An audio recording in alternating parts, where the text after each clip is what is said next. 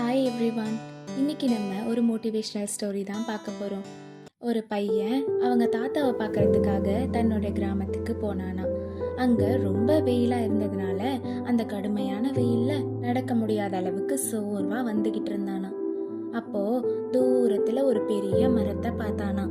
எப்படியோ கஷ்டப்பட்டு நடந்து போய் அந்த மரத்து நிழலில் கொஞ்ச நேரம் உட்காந்து ஓய்வெடுத்தானா. அப்பா அவன் சொன்னானா, இந்த மரம் மட்டும் இல்லைன்னா நான் இவ்வளோ தூரம் நடந்து வந்திருக்கவே முடியாது. இது நிழல் கொடுக்கறதுனால தான் நான் ஓய்வெடுத்துட்டு மீண்டும் பயணிக்க முடிஞ்சது அப்படின்னு சொன்னோன்னே அதுக்கு பக்கத்தில் இருந்த ஒரு முதியவர் சொன்னாரா, நீ கஷ்டப்பட்டு நடந்து வந்ததோட பலனா எப்படி இந்த நிழல் கிடைச்சதோ, வாழ்க்கையும் அப்படிதான்ப்பா. கஷ்டம் சோர்வு அப்படின்னு எது வந்தாலும் ஒரு நாள் கண்டிப்பா அதுக்கான பலன் கிடைக்கும். அது நம்பிக்கையாவோ நல்லவர்களோட துணையாவோ இல்லைனா மன வலிமையா கூட இருக்கலாம். அந்த நிழல் தான் உன்னை மறுபடியும் முன்னேற்ற பாதைக்கு அழைச்சிட்டு போற சக்தியா இருக்கும். இந்த கதையிலிருந்து நம்ம என்ன தெரிஞ்சுக்கிறோம் அப்படின்னா, ஒவ்வொருத்தவங்க வாழ்க்கையிலையும் கஷ்டம் இருக்க தான் செய்யும்.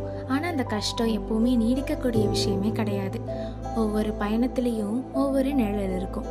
அந்த நிழலை நம்பி முன்னேறினா வாழ்க்கையும் அழகா மாறும். If you like this story, please like and subscribe my channel. I will be back with my new story soon. Until then, signing off, your Sabirami. Thank you.